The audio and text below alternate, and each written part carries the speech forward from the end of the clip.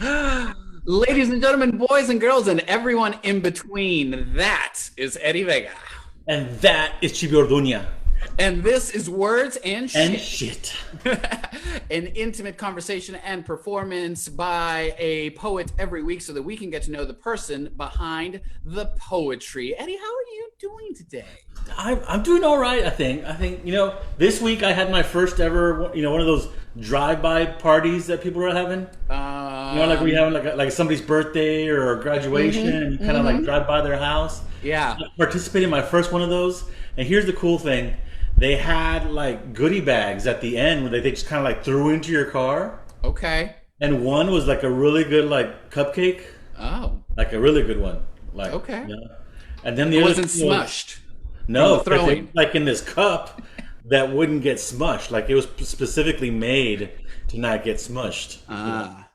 And the other little goodie bag was a cold Michelob Ultra, A which nice. I don't know if I should have been driving with that home I open. I also don't know if people should be throwing those at cars either. Okay, it was more like a gentle toss, and the I think window that was open. I I think there needs to be a better name for those than drive-by parties. It's just, Yeah, I mean, maybe yeah. they need to get a producer or an organizer to come A together with like marketer. a marketer, Yeah. to come together with a better name. Speaking of, today's guest Oh my god. could probably have the talents to come up with a better name for a party like that. Talk to us, Eddie. Who we got coming on? All right, today we are delighted to have with us Amir Safi, who is from College Station but based now out of Houston, Texas. The founder of Right About Now, and his work has been featured on A Plus, Upworthy, the Huffington Post, Whataburger, and many more. Most recently, he won the Poetry International Prize, and I got two things to say. One, this is the best, most shortest bio we've ever had to give here, and I To want to thank date. him for that. To date. Secondly, every year for my students, I do a lesson on love, and the first poem that I put up is the Ode to Whataburger by Amir Safi, because that is a love poem par excellence. So we're really happy to have Amir Safi with us. Ladies and gentlemen, Amir Safi. Where are you at, Amir? Yo, yo, yo, yo, what's up? What's happening, Internet, virtual San Antonio? My Woo! name is Amir Safi, and I'm happy to be here. How are you doing, my little burly friend? Look I'm at you. good. I'm good. Just staying quarantined and trying to be a good citizen. It seems like both you and my father have the same pact right now, where like he has decided not to trim or cut his beard until the end of quarantine, and it is out to here. Oh, is it? Oh yeah, it's We need getting to a see little those crazy. photos, Chivy. We need that. We need that boudoir shoot. Uh, the next time you use the words boudoir shoot and my father in the same sentence, I'm coming for you, sir. Give the people what they want. Well, it's good to see you. Let's start off the show the way we do every day, every time with the poetry. So Eddie and I are going to duck out and just hand the show over to you. So please bless us with your words and shit. Awesome. Thank you so much. Audience, can we give it up one more time for your hosts, Chibi and Eddie? They're amazing people. This is my first time here in virtual San Antonio. I'm happy to be here. I'm going to do my first poem is a short poem. This poem is just to introduce myself. I have a few poems. One thing you'll learn about me is I have a few poems about DJ Khaled. This is one of them. DJ Khaled names his son Assad, and my friend's little cousin Sam goes back to 2001 and picks up the name Osama from the basketball court where he left it. Maybe I'll have the courage to stop abbreviating my name. It's a palate cleanser for acts of violence I did not commit to make my existence more palatable. The problem with new construction is it ain't got enough frontage for a name like mine, so my name moves from the tip of my tongue to the gruff of my throat where it came from. The difference between sugar and garbage is in the letter Goff. When I say I carry my city with me, I mean, my name was every teacher's worst fear come to fruition during the roll call. It's easy to question yourself as a child when they pronounce your name as a question. But my name has always been a roadmap to Esfahan, a city my father swears holds half the beauty of the world, where everyone can either pronounce my name or is in fact my cousin. DJ Khaled names his son Assad. And this is how a child defeats a dictator, freeing everything once held captive by perception. Thank y'all so much. That's my first poem this evening.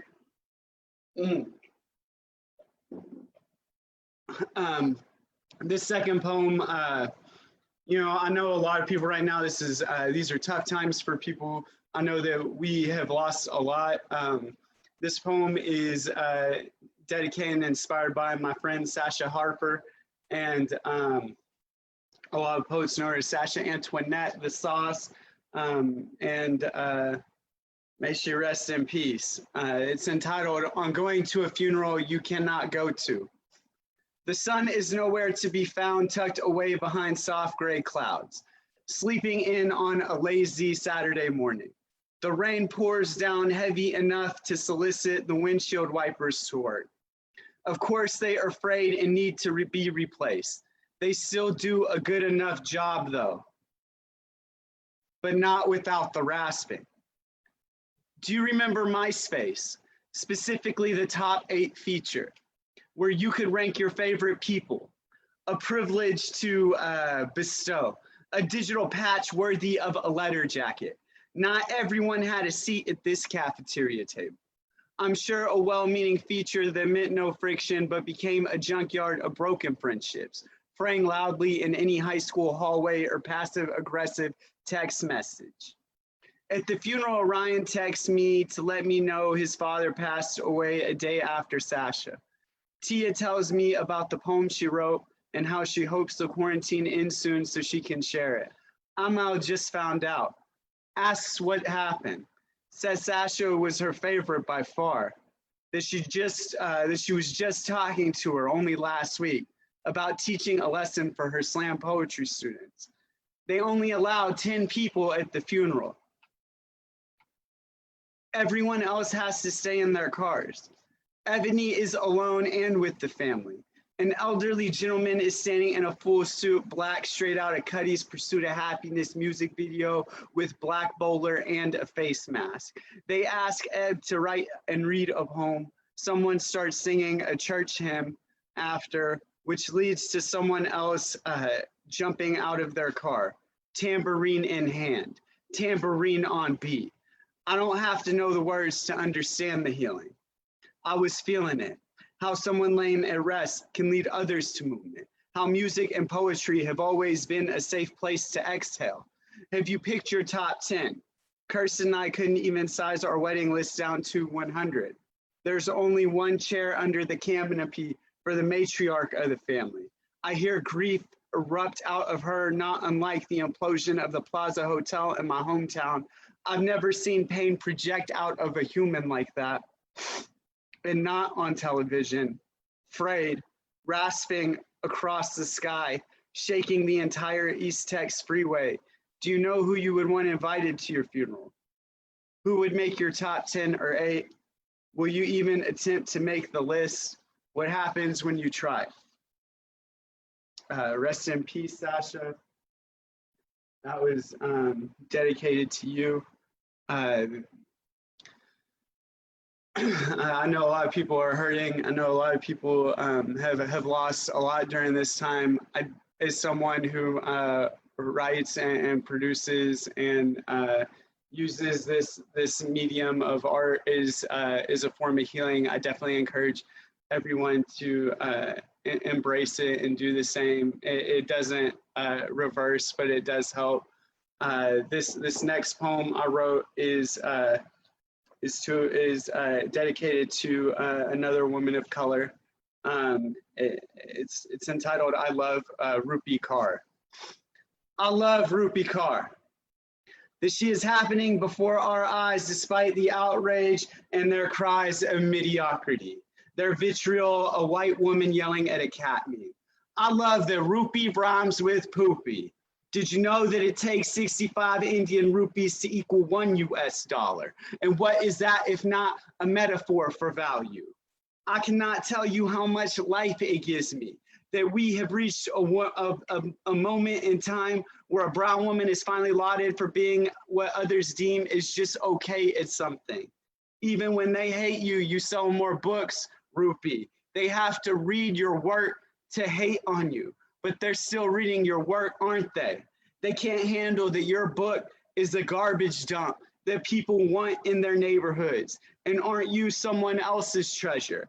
Maybe what they just can't handle is that your notoriety came from thoughts and words that they deem not worthy for their own works. And ain't that a metaphor too? Look at you, tearing apart their beloved notions and redefining words such as good, success, poetry, value, woman, wanted. I love that they hate on you for being unoriginal and sounding the same as those before you. But isn't that what they spend years doing at an MFA program anyway? What they mean is, thank you, Rupee, for building the readership that they benefit from while hating you for taking poetry out of the teeth of the academics. And most of all, thank you for making little brown girls feel like they have a voice in this world. That was, thank y'all so much. Y'all are too kind. Y'all are too kind. Yes, I would love a drink. If someone could bring me a Topo Chico with lime, maybe a straw in it, that would be super nice. So yeah, that poem was written because like people hate on Rupee Kaur a lot, but like I read a lot of famous mediocre poets growing up that were lauded for their work and who weren't necessarily reprimanded or received the same grief it seems that Rupee receives. Let me think, what do I want to do? I want to do, oh wow, thank you so much for the drink, Shivy, this is awesome. We got Topo Chico here, straw, this is delicious. Hey, make sure to tip your bartenders tonight. Oh, perfect. All right, so this next poem is called Citizenship is Funny. It's funny to me. My father is asked by an 18-year-old kid how he likes it here in America. My father answers, I've lived here for 25 years. How do you like it here in America? And it ain't that serious. A kid in elementary school tells me to swim back to where I came from, and I ask him if he knows the best route to Iowa. And it ain't that serious. A white American man tells me that we should build a wall to protect this country from dangerous immigrants. And my mother, a pharmacist and an immigrant, saves a white American man from taking a dangerous cocktail of medications that his white American doctor prescribed. And it ain't that. A woman asked my father, he put an American engine in her car. When she turns to anger, my father explains to her that she drives a Hyundai. And it ain't. My brother, Aryan, comes home from school crying, asks my father why he named him after Hitler. And it is made clear to me that my family is not welcomed in America or even the borders of our own history. So that one's Citizenship is Funny to me. If y'all enjoy the set, definitely stick around for the interview. Once again, I'm so happy to be here in virtual San Antonio. I just wish we had some tacos. That would make it a lot better, but maybe the next feature. So this next poem is interesting to me, or it was funny. This is kind of like a thought on like, so when I was growing up, like the phrase, oh, that was a nice neighborhood before like the minorities moved there was like not uncommon. And like, I never liked being called a minority because I knew it was bad. You know, I never heard it used in a good way. I didn't like it. It's not like I walk around calling people majorities, right? But what if I did? So this is entitled, I Never Liked Being Called a Minority. The majorities liked wearing Carhartt jackets, buying guns and throwing pasture parties. The majorities liked playing baseball, doing snuff, and driving up to the rodeo in their trucks with the new all-terrains, windows down, singing along with Robert Earl King. The majorities liked being on time, except to the parties in the neighborhoods where they weren't invited. This place used to be real nice. All of the homes had big backyards. Everything was affordable and filled with music till the majorities moved in with their townhouses and their noise ordinances and their parking permits. All right, let's keep it going. Let's keep it going. I've been on this kick, y'all. I've been on this like speak your truth kick. Something as a producer I've seen that's really amazing is the way people are listening to these spoken word videos right now. And I feel like all poets who are watching right now, I just want to encourage you to keep continuing the work, because you are literally writing the words that people use to have these conversations that hopefully impact change in all of our communities. This poem was inspired by an incident at a school in Pasadena, Texas, where a teacher said that a 6-year-old boy was shouting the word bomb at students. There's a lot of controversy around it because the 6-year-old boy had Down syndrome, and his father said he's never heard him utter a word. So this is, the videos are fake, but the threat is real. Or a 6-year-old Muslim boy with Down syndrome is called a terrorist by his teacher. Or other people's kids get put in timeout. Or we should probably stop watching Western cinema. It is now, I must admit, that we are born guilty until proven guilty. The white privilege is just another phrase for benefit of the doubt. That my son cannot repent for the sins that he did not commit.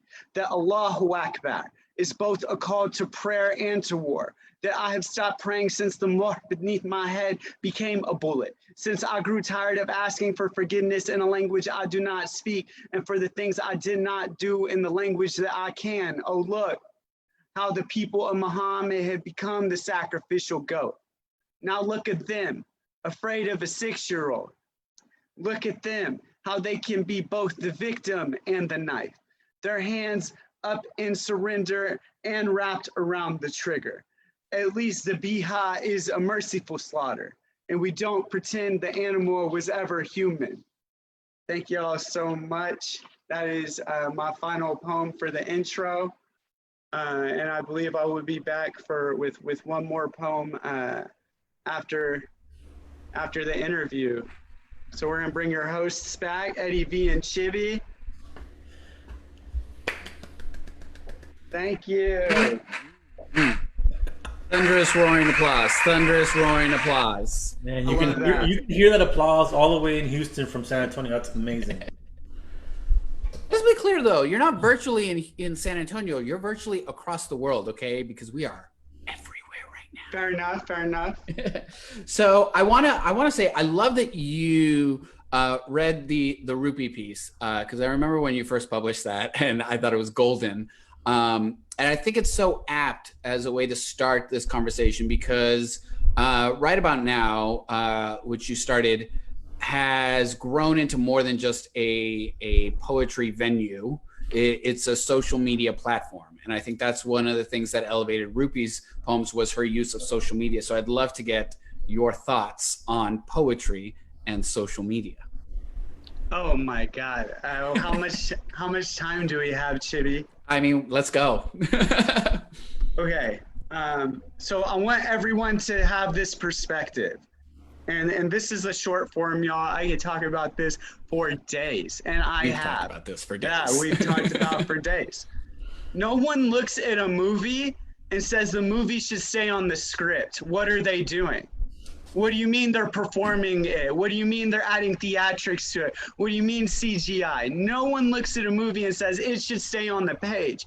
But that has always been the mentality toward poetry, and most people I know who grew up in it with me have heard that phrase before. It should be read, not performed. And so I think that art is for the people. So that means art has to exist where the people exist, and your job as an artist is to embrace form. And form isn't just how it looks in the page. Form is also social media. So embrace form and platforms where people live to present this work to make it more accessible to people. That should always be our pursuit. So social media is a wonderful, incredible extension of that. And for any poets who take time out of their day to watch this, I want to actually give you a pro tip right now. Get on TikTok. Get on TikTok. Produce on TikTok. It's where Gen Z is. Gen Z has the most feelings. Get on TikTok. I have multiple social media platforms. My second biggest one is on TikTok. I've been on TikTok for 2 months. I've been on all the other ones for 6 years. So how social media works is, and I'll talk to poets and y'all tell me, oh man, but between all my other social media, I don't have time for this, Amir. And dude, I definitely feel y'all. But TikTok grows at such a massive rate that it will funnel into your other social media platforms that will grow faster. One poet I want to shout out who has embraced TikTok as a medium is Metamorphosis, and she already has 60,000 followers. So like, while a lot of us are here on like Instagram or Facebook and we're at still like a couple thousand, right? She is getting her work out there to incredible amounts of people. And you know, TikTok is really cool, especially for someone like you, Chibi, because you can like act and do makeup and do poetry. So it really lends itself well to someone like you. And it's algorithmic lead generation and actually putting you in front of new audiences is faster and higher than everyone else. I know they're being demonized right now. But everyone who demonizes them and who is watching this on Facebook, you may want to self-reflect because they do the same things. They're just in China. Let's talk a little bit about that, about accessibility, you know, because I think that's the biggest thing with poetry, which is what I think Slam introduced to a lot of communities, a lot of, to use the phrase, minorities, was that like, our voices have a platform, right? And social media has kind of given that platform to minorities, to people that are not in, you know, books and anthologies and shit like that, you know, like, so how has the accessibility of social media changed the business of poetry? It's interesting, man. I think honestly, technology and the internet in general have all transformed social media, because in poetry, in a sense, to where like, or the business of poetry, okay?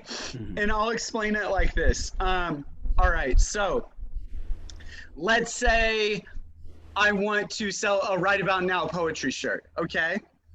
10 years ago, I had to find a local screen printer. They would probably book me a rate between $550 to $750 a shirt if I bought 200 of them. I'll buy 200 of them. I sell 80, boom, like that.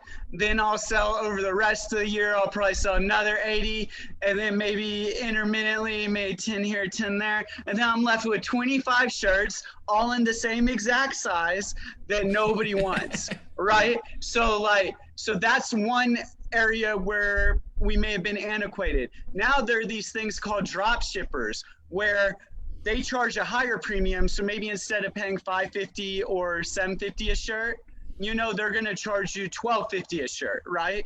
But you're still selling them for 20 bucks. So what happens is you link up with the drop shipper, they buy a shirt from your online site, the drop shipper prints it on demand and will package it and send it for you to whoever ordered it.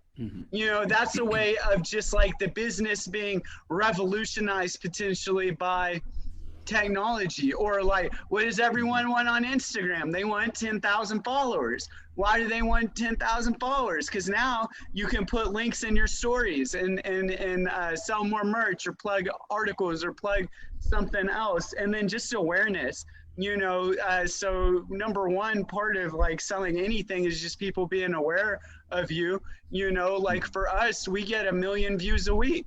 That's a lot of awareness. I don't know if everyone always like connects that directly to like what it is, you know. But those are a lot of views. But I don't think social media is a make or break of value as far as like the business of poetry goes. So like Chibi, I think like right about now we would have audiences the exact same size if I had no social media presence or a very limited one, because like forever, dude, like the way we built this stuff has always been very underground. Like people be like, Mir, why don't you advertise? And I say, no, you gotta know about this shit. You can't just like see it on the internet and show up. That's bullshit. You gotta have some vetting process in these communities to be able to know about this. But that is also an accessibility barrier. So I don't think it actually helps the numbers in the show. What I really think helps the show is just consistency and the vibe.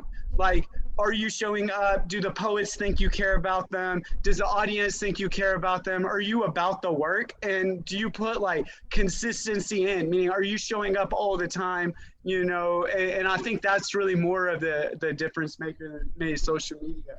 But definitely take every tool in your kit. There's no reason not to use them. Yeah. Do you think that starting right about now, and then the how big it's gotten as far as like its online platforms and whatnot, does that make you a de facto gatekeeper? Oh, without a doubt. You know what's so funny, man? I got into this because I was like, fuck the gatekeepers. Fuck them. I couldn't get my shit put on anything. I couldn't, because not only am I like a, I don't know, minority, right? And I'm minority with no community. You know, like I'm literally like an island. So like, it makes sense to me. Why would a literary journal publish my work? Who's the readership?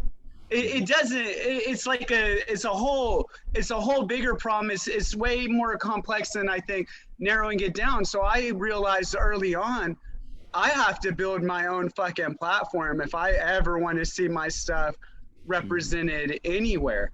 And then, you know, what's interesting about slam is like people of color didn't always do very good in slam. You know, that was a big issue for a long time, especially women of color. I remember hearing about that all the time, right? So even slam, which was made to be more accessible, more inclusive, right, was having a lot of people really question if that was the case. So when I started building this platform, I was just like, it was out of necessity for me to be heard. But then the entire American South, a lot of it, we didn't really have that kind of virtual video representation and being able to share our work. And so we just started kind of doing it. And that's one of the reasons why it's really important to have a diverse community of not just writers. Brady Ware, don't get me wrong, dude can do everything. You know, but is his primary driver in life like poetry slam? No, he's a videographer. So when you have a videographer in your community, like you get looked out for that way. So it's really important to like build these networks. You know, you're using the word accessibility with poetry in a very positive way. Do you think that that's changed in some way? Because like something, you know, when you hear your poetry is accessible, like, especially like to, I guess maybe the written work, you know, a book poetry, that's always kind of used in a bad way. Or do you think it's changed? I don't. Yeah, man, I'm all here for decolonizing what has been and freeing the chains of like this colonized English that we've been embracing, especially in the art form of poetry. I don't think accessibility is a bad thing. Just like I don't think heavy metal is a bad thing. Will I go to a concert? Yeah. Will I listen to it 24/7? It's not for me. Do I believe it has value and serves the community? Absolutely. So I think that can be said, the same can be said about different forms of poetry. And I just want to acknowledge the gatekeeper question. So I think I am a gatekeeper, Eddie. And I'll tell you what my gate is. My gate is accessibility. Someone being able to actually get to one, right? Because we have to be able to film you. And then my other gate is resources, which is something that's a gate for all of us, every single one of us. Why don't we reach more people? Why don't we have more events? Why aren't there more publications? resources. Resources is a gate in itself. But I'll tell you this, something I saw that happened with really butt-in poetry, I think. So basically, as someone who produces this content, there are bigger media platforms that may be more focused. So like an Everyday Feminism, or a HuffPost Latino Voices, or a We Are Me Too, right? So the way we would grow in the past on social media, right? A lot of that was motivated by what these bigger platforms shared. So when you see people say, oh, slam poetry can only be about these like 10 topics, it's because that's what these influencers were picking up. So like when a poem like Whataburger does well in a slam, people can't believe that you can write about that, right? And then they can't believe they'll do well in a slam, because that's our conditioning. Because our conditioning is toward avenues where we get heard. I'm not gonna lie, you know when I get booked the most? Ramadan, you know, or some kind of multicultural event, right? I'm sure y'all may have the same. I'm not going to speak for you, but I'm sure there's some events you have more, right? That's so basically like that's kind of September 15th. Right. Pride so month. Like one thing I do try to do though is if you go in our YouTube, you will see poems where you're like, oh my God, it's one of the greatest works I think I've seen in this form. Or you'll say like, why did they post that? And we really do try, like if you show up and we film you, we do try to post you. Sometimes there's issues that y'all may not know about. Maybe it's technical. Once again, maybe it's resources, like we couldn't get to it. Maybe there's like just a really big event that had like next level, you know, stuff and like gets moved up in the queue. And so like there's so many different factors to getting posted and shared, but I never try to say, oh, this is worthy, this isn't worthy. That's not really what I'm about. And then like if you see videos get more visibility, that's a lot of times because they've earned it. You know what I mean? They've been on our platform and now they've got picked up by A, B, C, D. And it's like, yeah, we want to put you out there because people are saying this is what we want to hear. This is what we want to listen to. Yeah, there's a lot in that I want to kind of unpack, but like specifically there was like, you know, the mention of like the South, right? Because I feel like for the longest time, the South was getting shitted on by the North, you know, as like a style that was not valid in the poetry community. You know, like I even remember PSI like almost protesting like having a nationals in the South because the Northern poets knew they're not going to do well here because there's a different style. So there's this idea of creating venues out of necessity, right? You did that in College Station with Mike Check and Texas Grand Slam. I did that in Laredo with Border Slam. When we were in Houston, like you came to me and we had both moved to Houston like just recently and been like, you know, there isn't a space for this diverse community that we want to create. So you've definitely been a creator of new spaces and new communities. I'm curious, what is something that you wish you knew then that you now know now that you would tell yourself in terms of creating these new spaces that have gone on to be, you know, wildly successful, you know? Yeah, man, it's interesting. I think what could I tell myself then that I know now? Don't do it. I think we've all had that thought. You know, anyone that's ever like started something out of nothing has somewhere along the line been like, why the fuck did I do this? You know? Yeah, I think one of the biggest things is value over numbers. Value over numbers, value over numbers. If you're focused on the numbers, you're not going to be putting energy into the value and you're never going to get the numbers. If you put energy into the value, those few people who show up for you, you give them a show and you're going to see your event grow. Mm-hmm. So I think that's honestly probably the number one thing I could tell any organizer, because you know how this art form is, Chibi, we do a lot of one-offs. You know, too. So another thing I would say is sustainability. So we do a lot of one-off events in our art form, and we don't ever think about the energy I'm putting in. What is it building, if anything? Is it like this one and done experience, you know? And something else I think I would say is don't be afraid to innovate. we do slam poetry the exact same way we've always done it to a certain extent, right? Yeah. Why are we not, like, for example, let's embrace technology. Let's have a slam where the winner is decided by text to vote. Mm-hmm. And then you can have the audience sway the audience, you know, and it's more representative, and it's not a few people. I'm talking like American Idol style, like you text a number and that person, if they get the most, they win. Yeah. You know, or just something like, let's play around with form. I think the virtual world, I've been really excited to see how poets have embraced it. You know, for a long time, we're the only scene doing a virtual stream of their show, you know, and a weekly virtual stream. And now they're everywhere. This is amazing. Let's embrace it. They're just like, I was in Bryan, Texas, and you were in Laredo.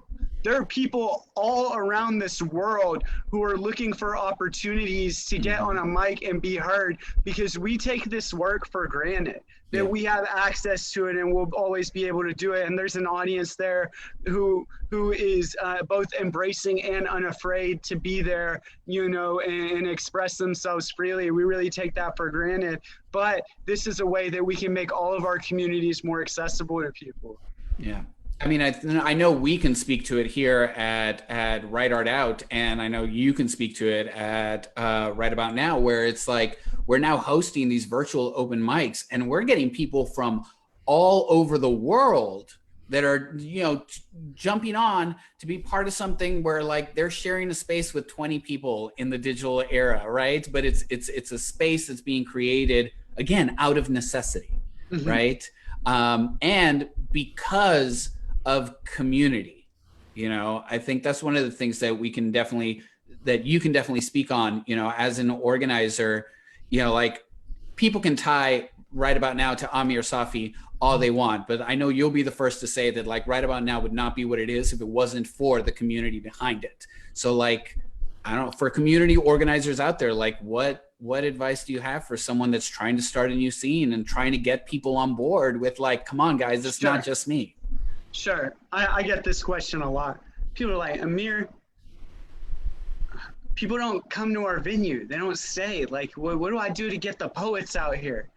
And why do you want to be a part of any community? You know, if, for example, I think people come to Right About Now because it's like, I want to be a poet. I want to be successful at this level. And you look over here and Chibi is doing a tour in Florida. You look over here, Ebony is the most booked artist ever, right? You look over here, Io's getting accepted to Michigan's MFA program in creative writing. You know, you look over here, Billy graduated from LSU's MFA program. You know, you look at this year, within the past year, you know, we had 5 poets become finalists at WALPs and IWIPs total, right? So when you are in here and you're like, I want to be successful at this art, what are people doing? Like, I think, and I'm not claiming credit for any of these people or their accomplishments. I want to make that very clear. They're all super talented, but when you get an incubator of this kind of talent and you're saying, hey, like, will you check out this poem I wrote? And they're like, why don't you make this edit? Right now you're working at kind of like a high level with these higher level, high, like very successful people in this art. And then another thing is how you embrace your new members is super important. So like when I was in the scene, they withhold, they wouldn't tell you shit. Okay, they wouldn't tell you anything. You had to figure it out. It was insulting to ask. It was insulting to ask because you didn't pay your dues and learn it like them. Or we say, oh, these are the only booking opportunities we can get, so we keep those away from each other, right? Or the mechanisms of how to get that. But I have a completely different philosophy. My philosophy is anyone who wants to learn, contribute, and do better, I'm open to sharing with you everything I know. And all I ask is that you use it or pass it to someone else when you have the opportunity to teach them something. So we already learned the hard way. There ain't no reason for people in your community to learn the hard way. And if you give people more access, you actually get more opportunities. So we think the market for poetry is like, that's it. We think it's minuscule, right? But what did you just say? Short. What did you just say? People who would have been here from all around the world are showing up, and they're joining our mics, right? So when we embrace like that, with John Green calls the great perhaps, we will see ourselves becoming more successful, but we have to be invested in the professional development of each other and ourselves. And like, if you look at any other business, they're innovating their business constantly. They're sharing this kind of information. They're looking to learn more knowledge, not withhold knowledge from each other to be successful. So let's build our market, let's build our audience, let's build our opportunities. We can do that by improving the craft together. Two things. One is I want to remind everybody who's following us and is on this with us right now that can comment, but they can also ask questions that we can ask Amir. And I've seen a few good comments on here that you probably want to get to later. Secondly, your incubator is in Houston. And talk about that. Like, what is it about that particular scene? Do you think? I mean, is it just your scene, or is there something about the group of people that came together in Houston that kind of like made your incubator so good? Man, that's a good question. I don't know the answer to that, man. I essentially had 3 first-year women slammers place as finalists at WOWs. That's crazy. Shiv, you remember your first year? Eddie, you remember your first year? Were we getting finalists anywhere? No, fuck no. Yeah. So I don't know. Honestly, this is where I think it is. Your talent is based on your community. Houston is 6.5 million people, and people move here to live here, right? So when they live here, they need stuff to do here. So this is like an activity people choose to participate in, or their art form of choice. So you have a bigger selection. Meanwhile, in Bryan, like College Station, Texas, that was like the hardest place ever to build a community because it's a college town. People are there for 4 years, 5 years, but they don't find out about you till they're a junior. And then by the time you get them in, they learn something, you got to get a whole new wave of people. So Houston, and then Houston, there's a level of maturity too. What I've seen is like we get adults, we're not getting kids in college all the time. And so like I really like the blend in the ages, because we have like super elderly people come read all the way to like Maya, who's like 5 years old, and like that age range I think adds a lot to it. And yeah, I really think it's just having a big ass city with a lot of people who live in it. And then the burbs around Houston, they ain't got shit to do. Not anything to do. Our audience isn't even like, you would think it would be like people in Memphis or one of the wards. It's like, where'd you come from, Katy? Yeah, Galveston. Galveston, and in Texas City. So we get a lot of people in the burbs. Yeah. I mean, Io just said it quite beautifully, quoting you, talent is based on your community. It's real. It's iron sharpens iron, and right about now has gotten to that level to where like there is a clout to it, right? People are drawn to it because you've got big names like Ebony Stewart, like RJ Wright, like yourself, like that populate these spaces. But not everybody has that. You didn't have that in Bryan College Station. I didn't have that in Laredo. Like how do you get people to jump on board when you don't have the reputation, And I'm thinking of people that are trying to start something in a small town like you and I came from that just want a platform for the people in their community that don't have one. Yeah. I'll be honest with you, man. In Bryan College Station, my very first event hosting was 2 poets and 6 people total in the room if you count the bartender. Yeah. You were there at Avant Garden, man. We couldn't even fill seats upstairs. Yeah, 12 people maybe. and right now we can't even have the show outside without getting the cops called on us. Sorry, Mariana, if you're watching. Oops. But like, this is basically what it's about, man. And I think how these scenes grow it is, I slammed in every fucking slam, every single one. And I was going to give it 100% when I first started. No one was going to beat me. And then Brian, I got Buck, who is super talented, and me and Bill. And I was getting them to all slam every single time. And Buck beat us every single week. He slammed. But that would create some kind of show. So what's your value proposition, right? And I would really find out what's your value proposition, what you work with. A lot of scenes will really depend on the OGs, and that is like the worst way to build your scene. Of course, you always show like respect and always like open to working with them. But a lot of people try to start, and when the OGs don't embrace them, they don't keep going. You gotta say, okay, this is what I gotta work with. Let's go. Let's read. Let's write poems. What are we doing? Let's become that next level talent. Let's become that next level show. Let's become the scene other people talk about. Oh, this scene has been to Nats this many times, and everyone talks about them and loves them. All right, how are we gonna do that? How are we investing in our community, to be able to get those opportunities. Yeah. And I'm going to double down on what you said about community, because I know that was one of the strategies that I did with starting Laredo Border Slam, was like, all right, we've got 3 poets in this entire city that I know of. So I'm reaching out to Good Ghost Bill. I'm reaching out to Kevin Burke. I'm reaching out to the Lacey Group. I'm reaching out to everybody that I know. I'm reaching out to Rooster, like all my friends from other cities, like, come feature, please. I'll fucking do something for you, but please come help me, expand what is part of this city. And it wouldn't be possible without the communities that have been created across, I think Texas is a very tight-knit poetry community, Yeah, I think so. Yeah, that's it, man. Leverage your social capital and get people coming out. But then what you did was that next step of, what's the taco place y'all always went to?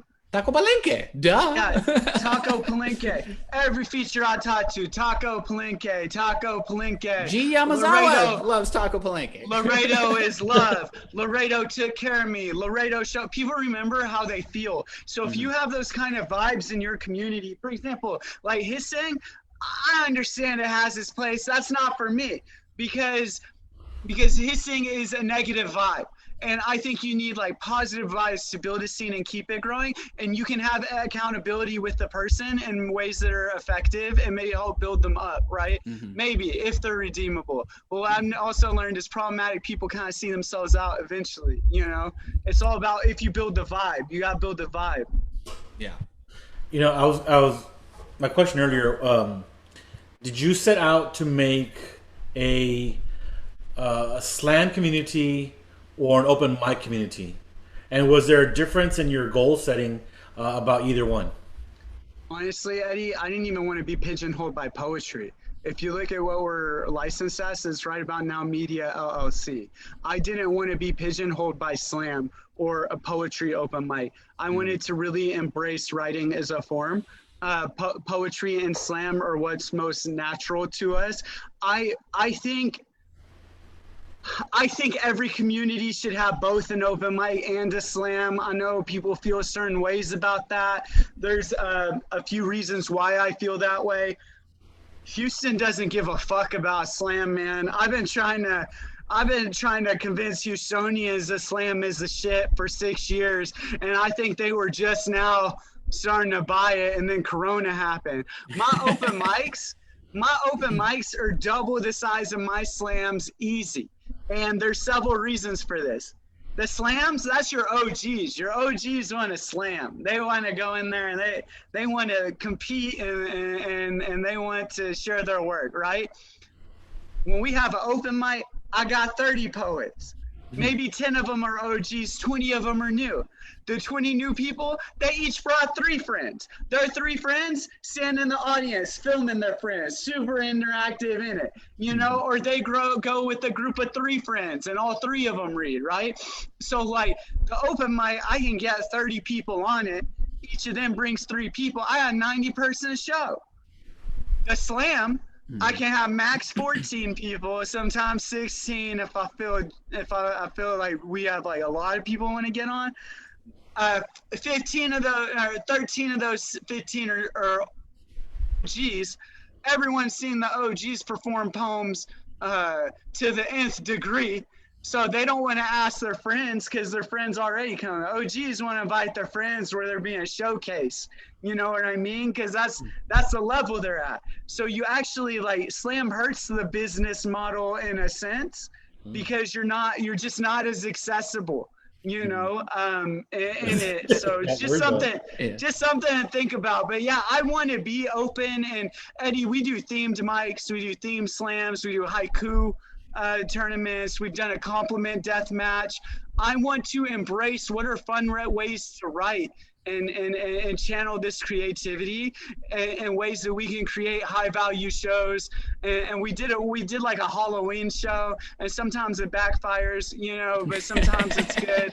Like we do the erotic poetry slams, and people really like that. A lot of times that backfires, you know.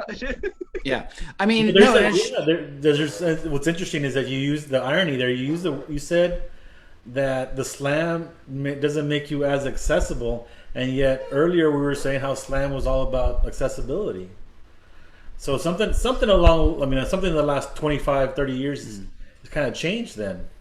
I mean, I think I'm going to chime in here and saying that I think it has to do a lot with your audience, because like in Laredo, we had the opposite. When we were having open mics, nobody wanted to come. But once we started having slams, people were like, wait, I want to try and beat Chippy. I want to, you know, like win first place. Like, and it was that idea of like, keep trying to be better every week, you know, and that's what got people to come out over and over again, you know? Yeah, man. And an extension of that is, I like to think of open mics as my funnel into the slam. I don't think, this may be different from a lot of people, I don't think anyone's first reading should be scored, period. It's hard enough. It's hard, dude. I cannot, Chippy, could you imagine? I don't know. Maybe you did. Could you imagine your first time being an APS against all those people? It was, and I got my ass kicked. Andy Bunk just wiped the floor with me. and you're a resilient individual, because for a lot of people, that would be it. You know, they would be out. It wouldn't work. Their feelings would be hurt. It would be over. Whereas an open mic is like, you know, you did so good. Come back. You had the courage. You got up there. Yeah. Where slam was, it's like a lot of times like, man, you fucking suck. Why are you even up there, right? Yeah. That's the mentality. No one says that. But that's how a poet feels. That's how some people in the audience feel. No one says it. Yeah.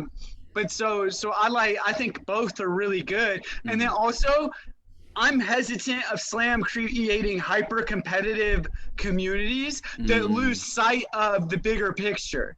So I think like you need a lot of balance in your scene. It's important, and the change up is nice. Yeah, you know. Now, when you say scene, what do you include in scene? In the scene, community, venue, show, social media. It's all the scene. But like, it doesn't extend to other. Maybe there are other open mics in Houston. Like, is it a right about now scene, or is it a Houston scene? So there is a Houston scene. Right about now is part of the Houston scene. The Houston scene is always welcome at right about now. Right about now is definitely not the Houston scene, nor do we want to be. We want to embrace a city that has, like, for example, I think the best poetry in Austin, some people might get upset with me, was 2011 to 2013. And that's when like Neo was really kicking and APS was really kicking. And these writers would go from scene to scene and perform, and these scenes could go plug their communities at each other's show. It's like, you got Nike, you have Adidas. You need a competitor that's not a competitor, but also doing the same thing to grow, because all it's doing is it's increasing your marketability for your art form. Yeah. So more scenes are actually a good thing. And when you have 6.5 million people in the greater Houston area, what are you fighting over, right? Yeah. Like, who is trying to say, well, this is my niche, this is your niche? I kind of think of it as like an open platform. We exist in this scene. We are part of this scene. We're not trying to brand this scene as us at all. There have been scenes that have come before us who have done great things. There have been scenes that come after us. There used to be in Houston, Eddie, you could see up to 7 different poetry shows in a night. And the biggest poetry in Houston is not us. That is a mistake. I think Seven has bigger shows than us. He does a poetry lounge at the Alley Cat back when Outside was open. And then the biggest thing in Houston, Black Christian spoken word. I'm talking double-decker churches filled to the pews. I'm talking 900-person venue with $30 tickets at Houston Baptist College University, sold the fuck out. We are nowhere near even the biggest thing that could exist in Houston, right? But we all get funneled into our little areas. There's a question in the comments that I want to. It's going to kind of pivot towards away from maybe from the whole business side. So is that we cool going there? I don't know.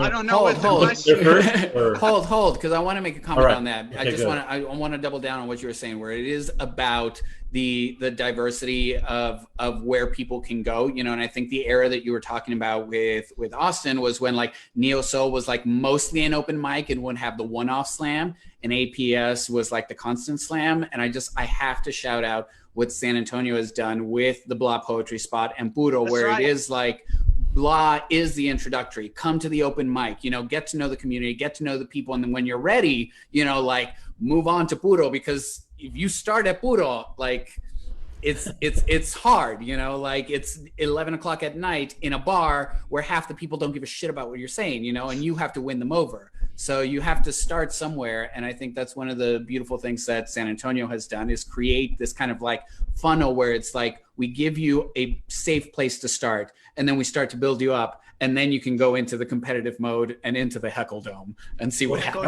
I've actually funneled people to Sun Poets first. Oh, there you go. It's that idea that there's a lot, right? Because I like the Sun Poets atmosphere, and it's not in a bar; it's at a coffee shop. And it's got a very different vibe for somebody who's just starting out. Because sometimes when you're at the bar, people also have a certain expectation, and they might be making the comments, and they might not be as forgiving. Mm-hmm. So that's what I love about when we say the word scene, that it's actually a much bigger, encompasses a much bigger community than just a slam or one open mic or one slam, whatever. I like what you all have been saying, that it's definitely that. Yeah, Ryan McMasters had a question. Eddie, I would love to work with all the poetry slam venues and poetry venues in our respective cities and set up tours for poets. And like I think you did that once. You did that once where it was like the Los Angeles, Texas. Like you can hit all of them in 2 weeks, and I've been looking for them. But I'm talking like a year out. We're all booking features and doing it, but a lot of that depends on like when the requests are and what the feature schedules are. But I think in an ideal world, we all our scenes and venues get up and we create a national tour schedule. Mm-hmm. And the issue with that is we're always having things open and close all the time, right? So, or at least like regional tours, like here's the Southeast, Northeast, Midwest, right? And start creating tour schedules with all the scenes in the country that would be open to something like that. And that way we put our own people to work, and then we take a lot of the stress and thinking out for our organizers, and this also helps everyone's funds. Now, right? I famously do. I don't solicit a lot of features because I know I can't give you money to come from a different state and come perform to my show. It doesn't make sense for you. It doesn't make sense for me. So people just kind of ask me when they're in the area, well, we could take that guesswork out and just go ahead and set this up, right? But that's kind of what's the issue with that? That's another resources limitation. That is expansive resources to put that together. That's a lot of hours. When the outside opens again. So somebody's asking, and it's a person we all know. So I think he probably knows part of this answer, but it has to do with you and your degree. Do you think that you're still using your degree, basically? Am I still in using what my you do degree? now? I got a degree in biology, and I'm a human, so I think that counts, right? So Well, how does that degree influence your poetry? So I will tell you. He has that one biology erotic poem. I have an erotic anatomy poem that was inspired by one of my So classes. 5 years of college for one poem. Yeah, That's right. So one of the skills I have and what I used to do for a living is I was a grant writer for 10 years. And the reason I was able to get like my really paid job that wasn't just for myself was for a biochemistry lab at A&M. So I got into grant writing through poetry, but I was able to make it a career through science. And the reason I was able to get that job was my biology degree. So anytime I write any kind of grant, I give credit to that, to where I got my start. And then up until this year, I worked at hospitals, and I would write research grants. And I had to interpret the science, complex science of researchers and PhDs, to be understood by someone who has no knowledge of Be science. accessible, in other words. Right, more accessible language. So I did use it. I'm sure I'll figure out more ways to use it. yeah. But yeah, I would return it and take the money at this point. Like the corollary to that question is, how that helps connect to people that don't typically believe that they can be a poet. In other words, like people who say, "Well, I can't be a poet because I don't have an English degree." What do you say to that? Does Drake have a music degree? I don't know. I don't know. Do people does Cher have a degree to have a successful career? I think that's part of the colonized thinking of like, oh, I have to be this or that to not be able to do it. Like personally, I feel like if you're an MD or something, like don't be good at poetry. Leave me something. Like you have a career, you have your success. Like let us do the poetry. But other than that, I don't think there's anything that stops anyone from expressing themselves in writing. Yeah. I forgot what it was, a podcast somewhere that I was listening to where it was talking about, like, what do you mean you're not a poet? What do you mean you're not a writer? If when you get up in the morning, if as you're going through your day, the one thing that you feel like you have to do is write, then you're a fucking writer. Like, it doesn't matter what you got your degree in or what's paying most of the bills or whatever, Dude, what did they say in Texas? Shit is hot as hell. The fuck is that? You know what I mean? Like, it's like, we use these devices all the time and we don't even realize it. Yeah. But everyone's using it. Let me jump back to the grant writing subject, because the money is out there. And I'm looking for it, but the money is out there, So like for people that are trying to get grants to fund their arts projects, to fund their new open mics, to fund their nonprofits, like what advice can you give to someone that's like, oh man, yeah, because you have 10 years experience in the process, be it for medical, right, but still, like same skills, right? And I started out winning a $5,000 grant for Texas Grand Slam. So from the Pepsi Refresh Project. So that was my first one. The biggest thing is what do you honestly, man, I think a lot of it's whiteboarding, Chibi. What do you want to do that you want a grant for? Why do you need it? Who does it help? Why should the city support it?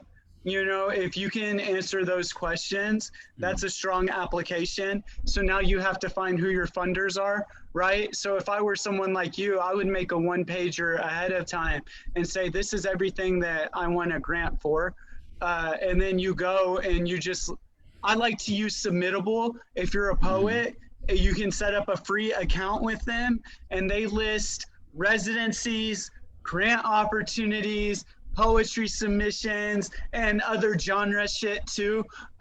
Get on Submittable if you're looking at grants. A lot of times they have grants. A lot of grants are based on where you live. So there's grants the city gives. Here's something everyone should understand about grants if you don't know it. A lot of city grants are funded by something called hot funds. Hot funds are an excess tax on hotels that you have to pay when you stay in a city. Ideally, what happens is the city takes those funds and they reinvest them in infrastructure that brings more tourism to the city. So they give more of those funds so they can give it out. So your artistic grant is being funded with the capitalism in mind and tourism in mind. So if you can see kind of how these grants are funded by these funders, you can determine the wording in your proposal to make it more successful. So what we did with Texas Grand Slam was that grant, we also got a grant from the city the first year. And we told the city, so if you notice, when you go to Texas Grand Slam, you would get a free hotel room. So, and our audiences were typically about 500 ticketed, and our poets were 42 poets in the competition. Every poet had a guaranteed place to stay in a hotel with their entry. So we could go to the city and we could say, well, at least 10% of our people in our event are staying at hotels. Yeah. So we made the event structured in a way that will help us get the grant funding. You know, it's very strategic development. And then another thing, this is a relationships game. This is a relationships game. The more people you know who support, if you foster that network, you're going to have access to more grant opportunities. And the last thing, read everything. Read everything. Read everything before you start on it, because you may fill out the whole application and you may say, oh, it's only for women, or it's only for nonprofits with 501c3 status. And you just spent all this time and energy on something that you are not eligible for funding for. So that would be my recommendation for getting it. Also, Google is a hell of a source. And just do your research, find it, and don't be afraid. Apply. I get rejected. Expect to get rejected. I get rejected a lot. And share those experiences, because that's going to encourage other people, and it's going to encourage like maybe the granting institutions to do a better job. So just do it. Do your fucking research is what I'm hearing. Do your fucking research. That's right. Well, Amir, I got to say, somebody mentioned in the comments earlier, like you basically, we've spent the past hour listening to a masterclass on community organizing, producing, and building up shows. So thank you for everything that you have shared with us. I know in the conversations that you and I have had, like none of this is anything new. We've had these conversations multiple times, but it's worth sharing and it's worth repeating, because the more that we can share to other people, the more other people can start to bring up newer communities, and we can continue to spread. Because that's one of the things that I feel like the poetry community has done, is it's kind of undercut itself by not helping each other grow. You know, by helping somebody else, you're not taking away from yours, you know. And I think you've been a fantastic example of how that can be prosperous. Also, I don't want people to just replicate what the fuck I did. That's stupid. Don't spend all your time learning shit already learned. That's not worth your time to learn, right? Here's the stuff that, like, if you want to funnel that energy and build something, take it to a place like the organizers before you couldn't do. We should be empowering the next people to take these steps and be more successful than us. That is the true, like, I think, indicator of success in a healthy, thriving communities, when people are more successful than you. Don't get jealous or greedy or something, you know, or get your own ego and feelings out of the way. And what you're going to see is it's actually going to create more opportunity for you. Is that, you know, I don't know how much time we have left, but I wanted to ask you earlier about Rupi Kaur. And it's something you just said right now. Do you think that some of the backlash at her was poetic jealousy or pettiness? I think. From poets, I mean.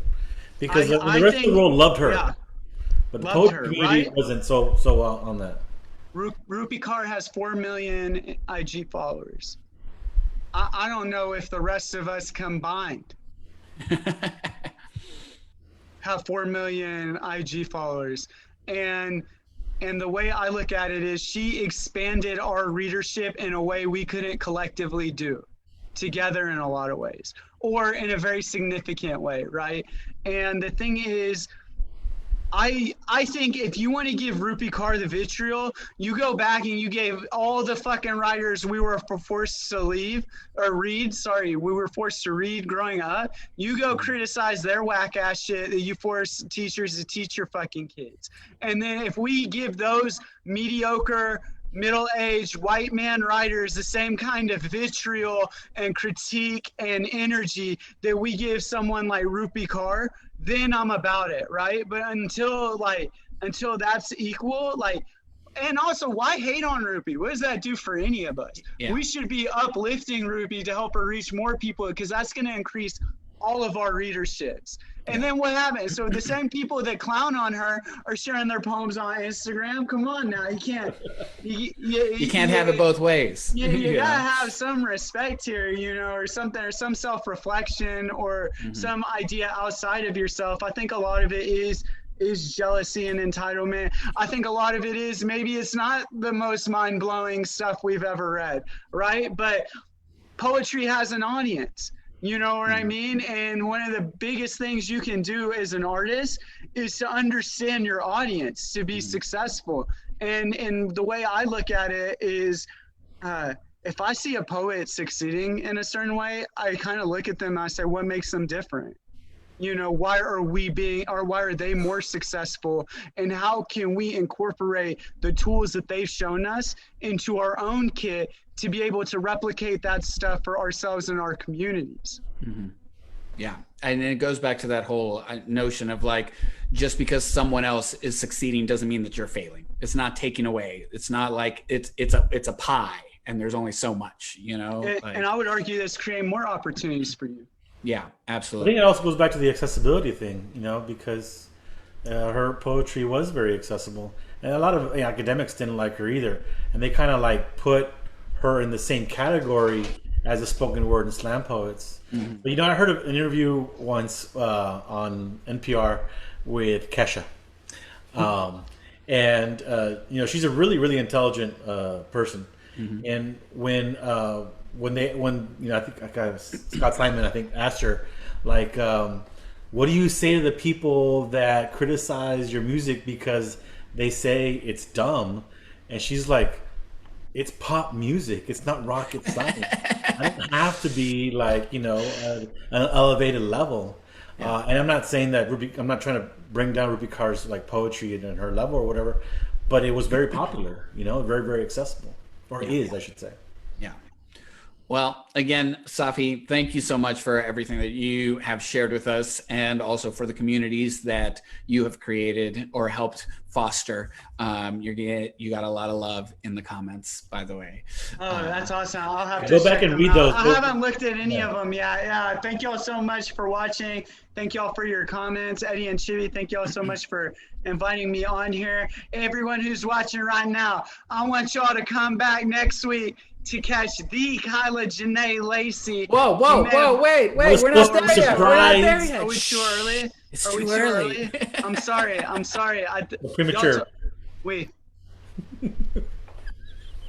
All right. We'll get to that in a minute, but will you close us out with one poem? Oh, that's and then right. Let's talk about next week. That's right. I will. All right, y'all. Let me get my mic. He's got to find it. Spoiler alert. This will be my last poem this evening. This one was inspired by Emma Gonzalez and the brave students fighting gun violence in America. It's entitled, "You Cannot Dig Your Heels In Deeper Than a Child's Grave." Emma, as in the German word Armin, meaning whole universe. Emma, as in novel written, showcasing a heroine no one is supposed to like. Emma, as in novel written showcasing a heroine no one is supposed to like. Emma, as in Lazarus, as in inscribed in bronze, as in red brass, as in gunmetal. Lazarus, as in canonized, as in the resurrection of somebody's son. Gonzalez, as in the son of Gonzalo, as in the Spanish word meaning battle, as in the battle of Gonzales, as in come and take it, and here she comes. New Colossus girl, all brown and buzz cut, the heroine they do not like, the universe their wall could not protect them from, both the canon and the taking. Thank y'all so much. Amir Safi. Thank y'all so much. Very nice, very nice. So Amir, why don't you tell us who we're having on our show next week? Next week, College Janae Lacey, don't miss it. You may have heard her poem, White Privilege. It's been shared by Thomas J. Hilfiger, Misty Copeland, Eva Marcel, Mark Jacobs, Billy Porter. If they think it's worth watching, maybe you should too. Next week, right here on Words and Shit. Thank you so much, Couldn't have said it better myself. Yeah. Thank you so much. Y'all.